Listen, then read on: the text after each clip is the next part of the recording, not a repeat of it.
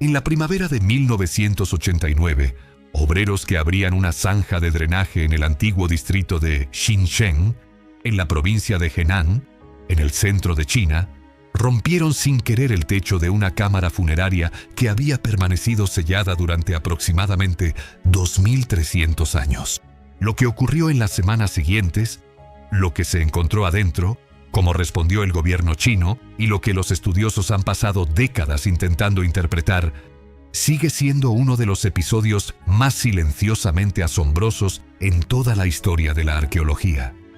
No por oro, no por armas ni joyas, sino por libros, más exactamente, por miles de tiras de bambú, atadas entre sí formando lo que alguna vez fue una biblioteca, una colección privada de textos conservada dentro de la tumba de un noble del estado de Chu, desde aproximadamente el siglo III antes de la Era Común. Algunos de esos textos confirmaban lo que los especialistas ya sabían. Otros contradecían la versión oficial de la historia clásica china con tanta claridad y precisión que las autoridades que los recibieron decidieron no publicar los hallazgos durante años. Lo que contenía la tumba de Guodian no era un misterio en el sentido oculto, era un misterio en el sentido más históricamente decisivo que existe. La evidencia de que la tradición filosófica y religiosa sobre la que China construyó su civilización pudo haber sido deliberadamente editada, siglos antes de que la imprenta le diera a alguien la posibilidad de notarlo. Para entender por qué el descubrimiento resultó tan perturbador, hay que entender qué fue enterrado con ese hombre y por qué importaba quién era él. El estado de Chu ocupaba un territorio enorme en lo que hoy es el centro y el sur de China durante el periodo Zhou oriental, aproximadamente desde el siglo VIII hasta el III antes de la Era Común. Esa fue la época conocida como el período de los reinos combatientes. Una etapa de casi 250 años de conflicto militar prácticamente continuo entre reinos rivales, durante la cual los fundamentos de la filosofía china se estaban construyendo en tiempo real. Confucio había vivido.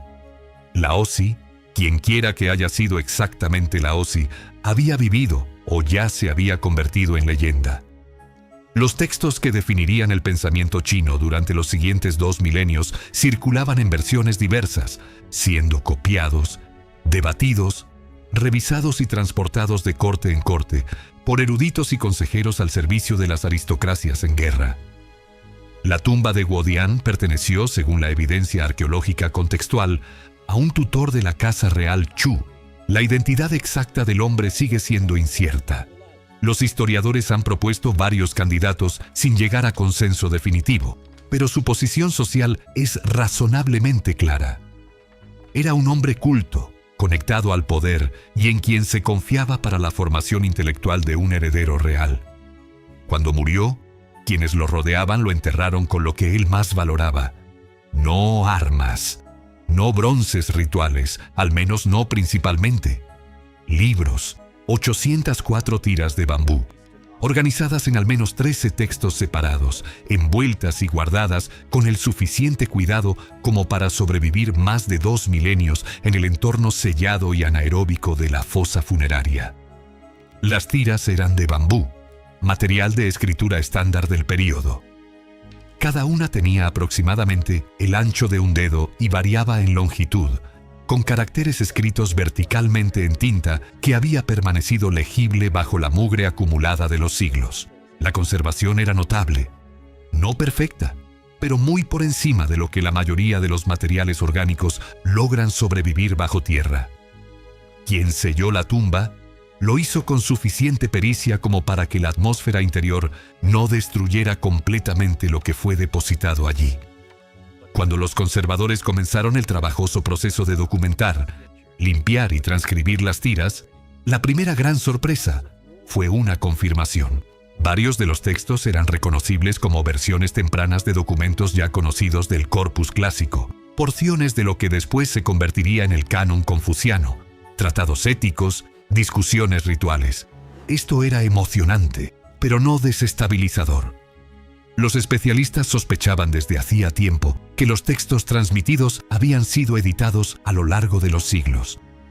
Encontrar versiones anteriores era algo esperado, incluso deseado. Luego llegaron a los materiales relacionados con el Tao Te Ching.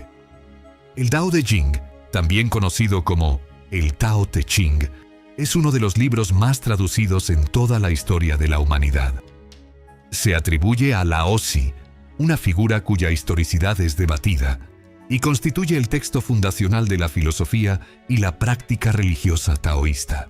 La versión recibida del texto, la versión que había sido transmitida, copiada, comentada e impresa a lo largo de la civilización china durante aproximadamente 2000 años, contiene 81 capítulos organizados en dos grandes secciones, una sobre el Tao, el camino, y otra sobre el De, traducido generalmente como virtud o poder.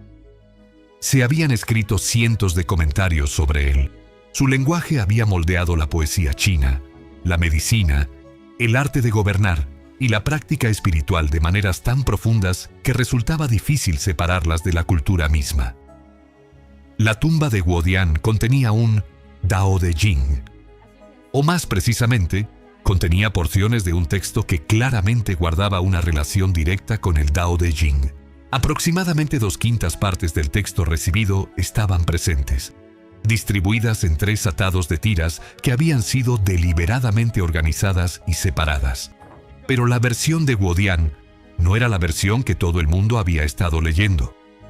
Algunas diferencias eran menores, caracteres variantes, frases ligeramente distintas, el tipo de deriva textual que cualquier documento antiguo acumula a través de siglos de copiado. Pero otras diferencias no eran menores en absoluto. Pasajes que en el texto recibido portaban implicaciones profundamente quietistas, incluso nihilistas. Pasajes que durante siglos habían sido interpretados como una defensa del alejamiento de la sociedad, el rechazo de las categorías morales y una especie de pasividad radical frente al orden natural. Aparecían en Guodian en formas notablemente menos extremas. El texto preservado en la tumba era, en pasajes clave, más moderado, más compatible con el pensamiento moral confuciano, menos hostil a la idea de un gobierno benevolente y una ética social. Lo que los especialistas tenían ante sus ojos era la posibilidad de que el Tao Te Ching, tal como había sido transmitido y leído durante 2000 años, no fuera el documento original, que en algún momento, entre el entierro de ese noble Chu y el establecimiento del texto recibido, alguien o una sucesión de personas hubiera movido el dial filosófico. Hubiera empujado el texto hacia una postura anticonfuciana más radical.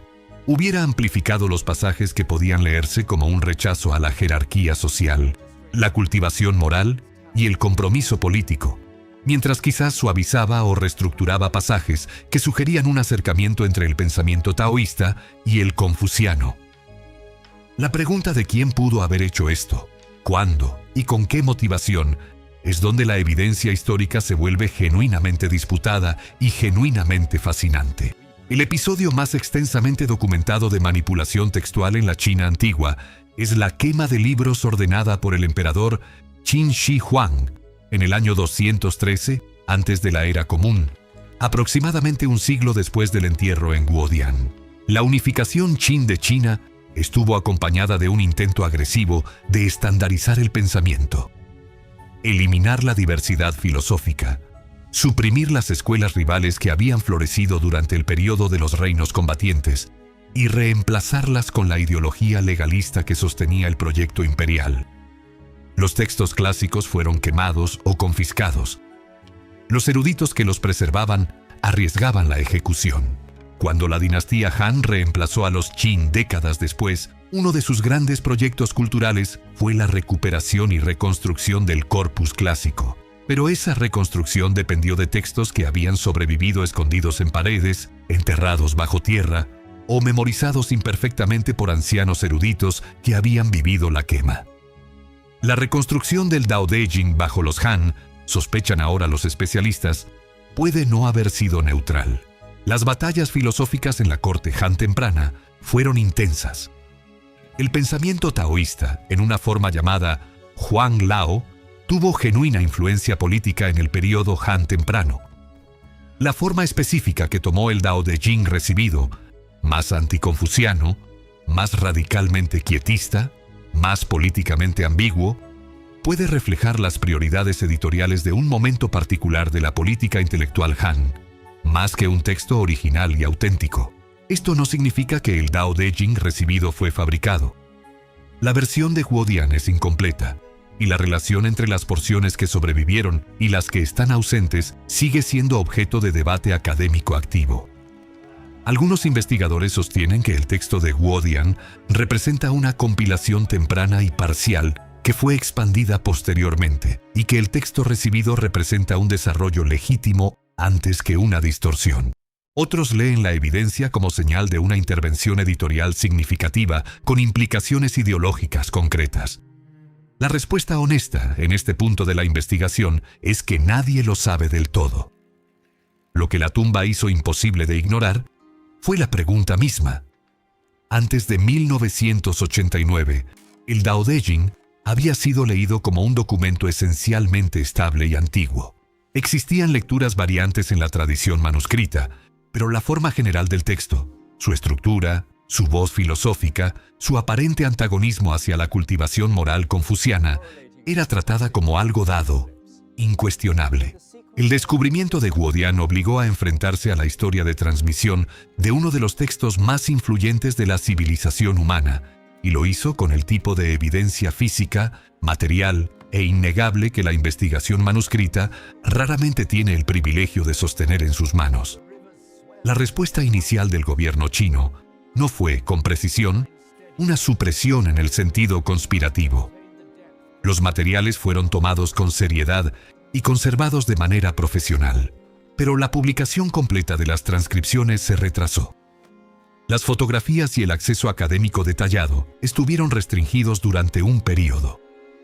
Los reportes iniciales que circularon internacionalmente fueron fragmentarios. Los estudiosos occidentales que escucharon rumores del hallazgo tuvieron que esperar años para tener acceso confiable al contenido.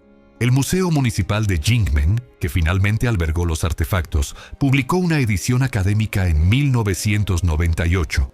9 años después del descubrimiento, un plazo que, según los estándares de los grandes hallazgos arqueológicos en China, no era inusual, pero que a la comunidad académica internacional le resultó, cuanto menos, sugerente.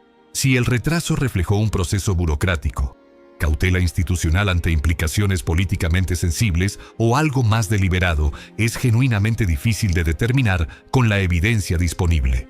Lo que sí puede decirse es que los textos de Guodian llegaron a la literatura académica occidental con una fuerza considerable una vez que lo hicieron, generando una ola de reanálisis y debate que continúa hasta hoy. Grandes especialistas en filosofía china temprana, Sarah Allan, Scott Cook, entre otros, produjeron estudios extensos examinando lo que el hallazgo implicaba sobre la formación de los cánones taoísta y confuciano. Estudiantes de posgrado que habían escrito disertaciones sobre el Dao De Jing recibido empezaron silenciosamente a revisar sus supuestos. Lo que sobrevivió el entierro en Guodian no fue un escándalo. Fue algo más duradero y más inquietante. Un recordatorio de que los textos sobre los cuales civilizaciones enteras construyen su identidad y su orden moral no son recibidos desde fuera del tiempo. Fueron escritos, copiados, editados, reconstruidos e institucionalizados por seres humanos que operaban en circunstancias políticas específicas con intereses específicos.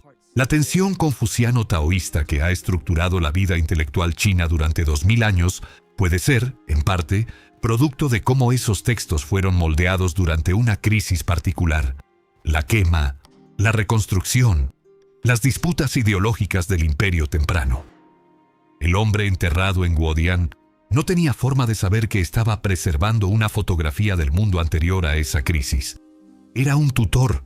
Esos eran sus libros y quería llevarlos consigo. La decisión de colocar una biblioteca en una tumba no era inusual para el período y la clase social. Lo que fue inusual fue la conservación, y lo que la conservación reveló. Toda civilización mantiene una versión de sus propios orígenes que sirve a su presente. El trabajo de la arqueología no es avergonzar al presente, sino complicarlo. introducir en la conversación contemporánea el peso de lo que realmente estuvo ahí, antes de la edición, antes de la estandarización, antes de que la versión que ganó se convirtiera en la única versión. Las tiras de bambú de una zanja de drenaje en Henan no demostraron que la civilización china había sido construida sobre una mentira. Demostraron algo más matizado y más interesante, que la civilización china, como toda civilización, había sido construida sobre decisiones, que los textos que su gente había leído como antiguos e incuestionables habían existido alguna vez en otras formas, habían dicho cosas ligeramente distintas, habían dejado puertas filosóficas ligeramente diferentes abiertas. La tumba fue nuevamente sellada tras la excavación. Los artefactos están resguardados. El debate continúa. Y en algún lugar dentro del abismo que separa el texto que hoy puedes leer del texto que un tutor llevó a su tumba hace 2300 años, la historia real del pensamiento humano todavía está siendo descifrada.